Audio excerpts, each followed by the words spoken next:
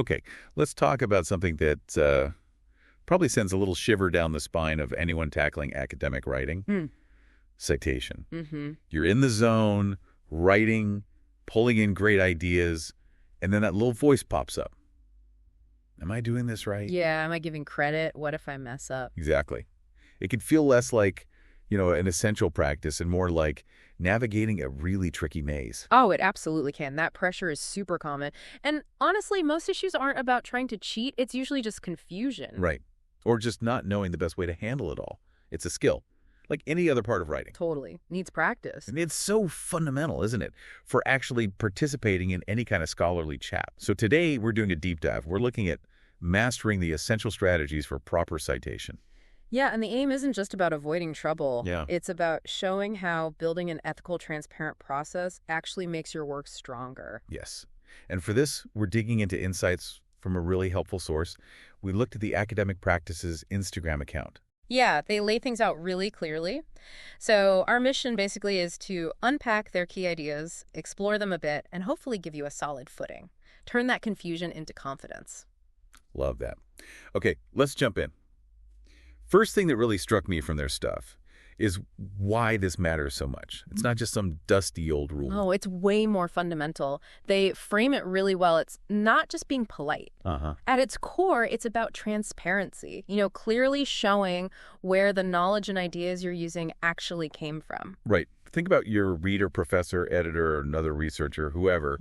They need to see, instantly, what's your original thought? Your analysis. And what you've brought in from others to back it up or build on it. Without clear citing, that line gets really blurry. And that blurriness is where academic integrity starts to wobble. The whole system, really, it runs on trust. Yeah. Researchers build on what others have done. If you can't trust that someone's being straight about what's their idea versus someone else's, well, the whole thing gets shaky. Totally. Proper citation keeps that trust solid. It's about being a reliable voice yourself in that conversation. Exactly. And they had that great quote. To support your own ideas, you must respect the ideas of others. That one really hits it, doesn't it? It shows that relationship. You're not just taking stuff, you're joining a conversation. Right. By citing, you show you've done the reading, you get the landscape, and you know where your own bit fits in. Yes. This is so key. Citing properly doesn't make your contribution look smaller. It actually validates it. Strengthens it. It shows your ideas aren't just random. They're grounded in what's already known. Shows you're engaged. It makes you more credible. It really does. It boosts your authority because it shows you've done the work. Proof of scholarship. Okay, so that's the why. Support, respect, credibility, trust. Big stuff. Let's tackle the next biggie. When? When do you actually need to stop and cite? Because that can feel like, do I cite everything? Yeah, that can feel overwhelming. But they offer a really simple rule of thumb that cuts through a lot of it. The core idea is, if you didn't produce it, you need to cite it. If you didn't produce it, cite it. Okay, that's pretty direct. It covers a lot, but then they break it down into specific situations where it definitely applies. Just to be crystal clear. Good. Like what? Well, the most obvious one, direct quotes. Copying text word for word. Got to use quotation marks and give that citation right away. The quotes are like a big signpost. Not my words. I got it. Exact words. Quotes plus citation. Easy. But what about putting things in your own words? Paraphrasing, summarizing? And that's where I think people get tangled. Probably the most common spot for accidental plagiarism, yeah.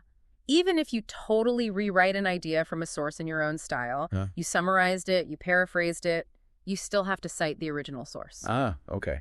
Because the idea itself isn't yours, even if the words are. Exactly. The phrasing is yours, but the concept, the finding, the argument that came from somewhere else. So you credit the idea. Think of it like, hey, check out this cool idea from source X, and here's how I'm explaining it. Okay, critical distinction. Not just stealing words, it's borrowing ideas. Precisely. And other times, too, like using any data, stats, tables, charts. Oh, yeah, visuals. Right. Anything you didn't create yourself. If you pull a stat from a report, cite the report. Even just mentioning the number in a sentence. Yep. Even then, if that data point came from somewhere else, cite it. Same for definitions, models, theories. Like Maslow's hierarchy or something. Exactly. If you're discussing Maslow's theory, you cite Maslow, using a specific definition of sustainability from Dr. Smith. Cite Dr. Smith. Okay, summing up. If the info, the concept, the data, the exact words, the definition, basically anything didn't come from your own brain or your own research for this project, you got to attribute it. Borrowed info, any form, needs that clear citation. Attribution, that's the non-negotiable part. Okay, so we know why and when. Now, how? How do we actually weave this stuff in? The material talks about the two main ways, direct quoting and paraphrasing. Yeah, your main tools for integrating sources.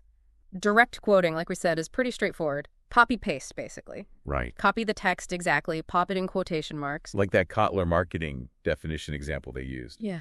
Marketing is the set of activities aimed at satisfying customer needs. Yeah. Quotes, and then boom, Kotler, 2003, page 25. Tells you exactly where it's from, page and all. Right. And the advice is usually keep them short, like 2 or 3 lines maybe. Right. Longer quotes get formatted differently, like block quotes, but the idea is the same. Mark it clearly as verbatim text and cite it right away. Why keep quotes short? Generally, is it just style? Well, partly style, but also using too many long quotes can sometimes make it seem like you haven't really digested the material yourself. Like your paper becomes just a string of other people's words. Exactly. Your voice gets lost. Use direct quotes when the exact wording is vital. A key definition, a really powerful phrase, or something you're going to analyze word by word. Makes sense. Use them like spice, strategically. Okay, so paraphrasing, that's the own words thing, right? Correct. You take the info, the idea, from a source and completely rewrite it, your vocabulary, your sentence structure. But, and this is key, you keep the original meaning intact. And they hammer this point home again. Yes, worth repeating because it's crucial. Every sentence or bit you paraphrase needs a proper citation too. Still got to cite. Absolutely. Words are yours, idea isn't. Give credit for the idea. So using that Kotler example again, if you paraphrase, you might write something like, ooh, Kotler, 2003, explains marketing as the process of figuring out and meeting customer needs. Something like that. A perfect example. Different words, different structure, same core idea, and you still point to Kotler 2003. Okay. Your voice, their idea, citation connects them. And they give that really important warning too. Paraphrasing isn't just swapping out a few synonyms. Oh yeah, the thesaurus trap. Right. If you just change 5 words but keep the original sentence structure, that's not really paraphrasing, and it can still be plagiarism if you don't use quotes for the bits you kept. Tricky. So it's not just word swap, it's really understanding and then explaining it fresh. Exactly. You got to genuinely process it and then restate it in a new way. So for you listening, getting the hang of quoting versus paraphrasing is super practical.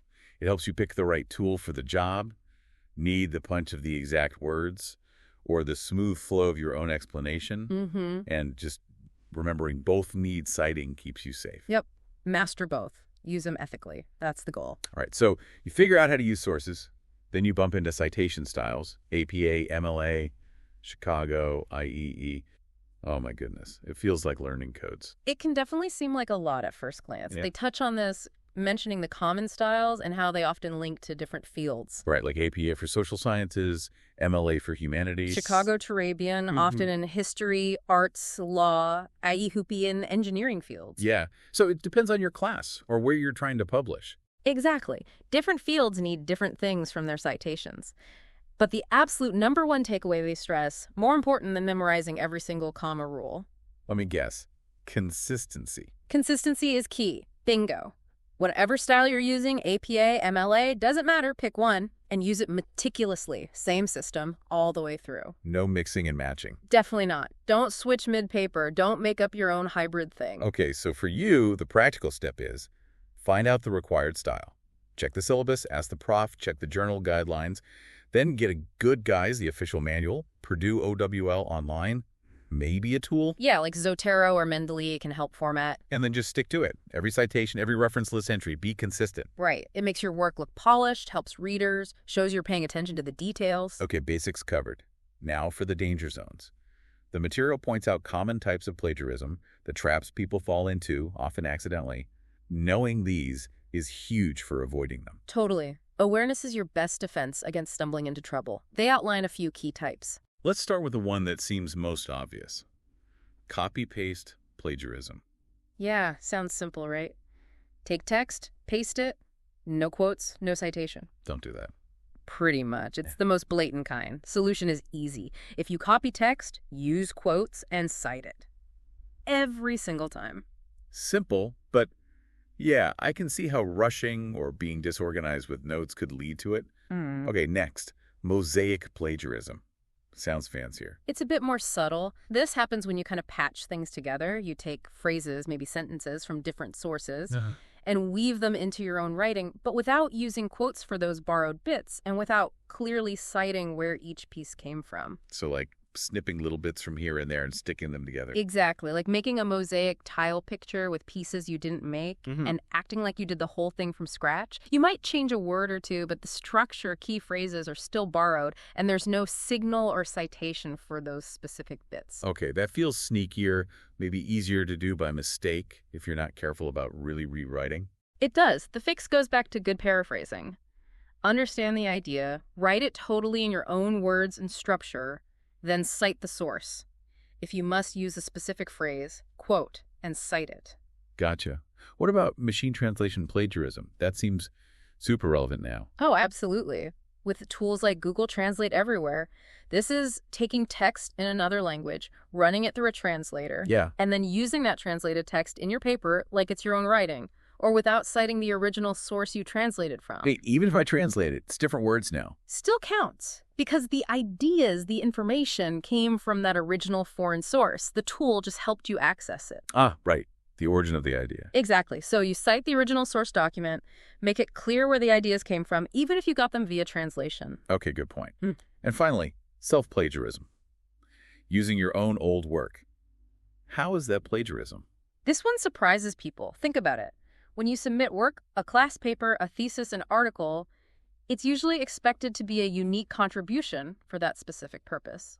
Okay. If you then take big chunks of that old work and reuse them in a new context, different class, new article, without citing your previous work, you're presenting it as if it's brand new for this current project. So you're kind of misleading the reader about the work's originality now. Exactly. Double dipping without saying so. The idea is each new submission should be new work, or if it builds on old work, you cite that old work, just like any other source. Wow, okay. Simple advice. If you draw from your own previous stuff, cite yourself. These aren't always super obvious, are they? Especially the mosaic and self-plagiarism ones. So for you listening, knowing these nuances helps you look critically at your own process. Spot issues before they become problems. Right. It's about knowing all the ways borrowed stuff needs credit, even if it feels transformed or came from you originally. Awareness is power here. And speaking of power and integrity, why does this all matter so much? We talked about trust, but the material really hits hard on academic integrity. It really does. It drives home that trust is the absolute foundation of academia. Researchers have to rely on the honesty of others to do their own work, build on findings, move knowledge forward. Right. If that trust breaks down, the whole enterprise suffers. So citing properly isn't just following rules.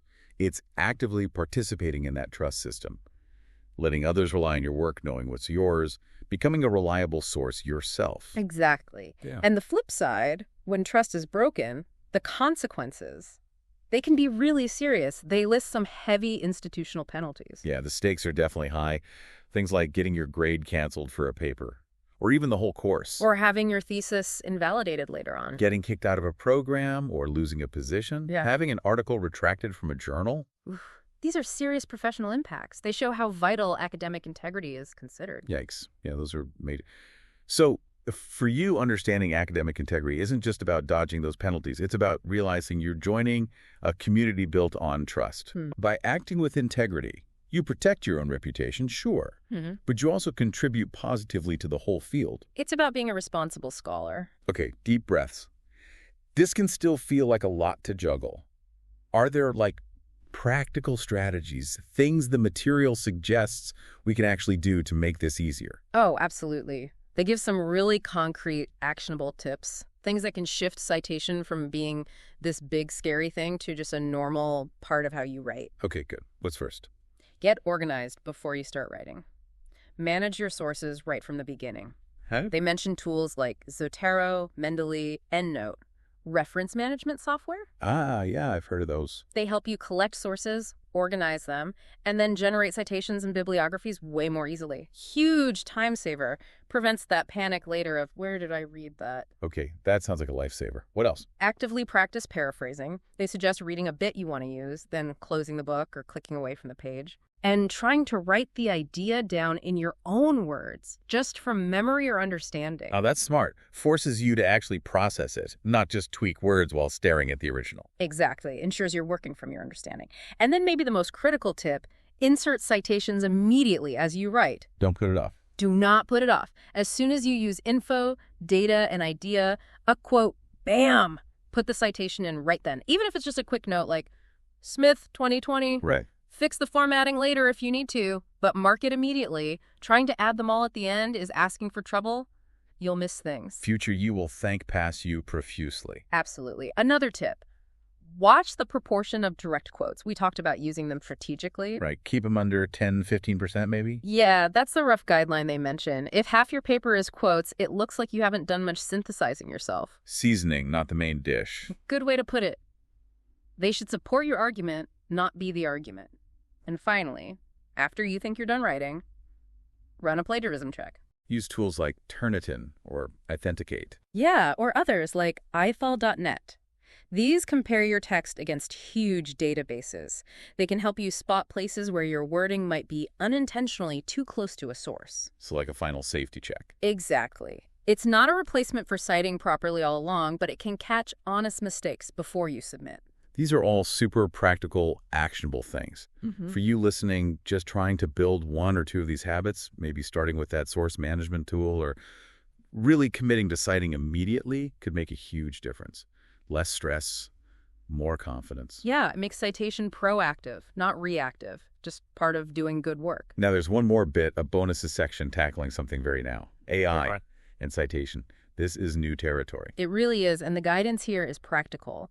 They acknowledge AI tools, like ChatGPT, can potentially be useful, maybe for brainstorming, getting a quick summary of something complex, maybe even polishing your language after you've done the writing. Okay, potential uses. Yeah. But big warnings too, right? Yeah. About plagiarism. Absolutely crucial warnings. Copying AI-generated text and passing it off as your own original work. Big plagiarism risk. Because Because you didn't produce it. That core principle again. AI generated it based on its training data, not your original thought or research. you can't just ask ChatGPT for a paragraph and drop it in. Nope. Not without likely violating academic integrity. AI text comes from patterns in existing info. It's not your analysis. The guidance is pretty clear. AI text usually can't be used without citing or disclosing it somehow. Depends on your institution's rules. Right. Even though it's not a person, it's still an external source of information derived from data. Exactly. And importantly, they mention ethical practice often requires disclosing AI use. You might need to say how you used it for ideas. Drafting help, editing. Transparency again. Feels like the same principle. It is. So for you, if you're using AI tools, be super careful. Check the rules for your specific situation, know the output isn't your original work, and be ready to cite or disclose transparently. Apply those fundamental principles of attribution to this new tech. Wow, okay. This has been a really thorough deep dive. We hit the why support, respect, credibility, basically, if you didn't make it, the Howline, quotes for precision, paraphrasing for flow, both need citing. Navigating styles consistency is king. Unmasking those traps like mosaic and self-plagiarism. Feeling the weight of integrity. Getting practical strategies. From managing sources to final checks. And even tackling AI. Whew. It really brings us back to that core idea, doesn't it? Like they say at the end, citing is the written form of scholarly respect. It just reframes the whole thing. It's not about limits. It's about showing engagement. It makes you look stronger, more connected. Credibility really does start with transparency, like they said. Master these strategies, and you're building that solid foundation for your own integrity, your future work. Becoming part of that chain of knowledge. So here's a thought to leave you with after all this. Now that you've got a clearer map for building on others' ideas respectfully, what original question, what unique insight, what connection are you now fired up to contribute? How will you use this foundation to launch your own voice? Yeah, and looking forward, with AI and other tools changing things, how do you think that core idea of attribution evolves? What's it going to mean to be a reliable source down the road? Definitely something to think about as you keep writing.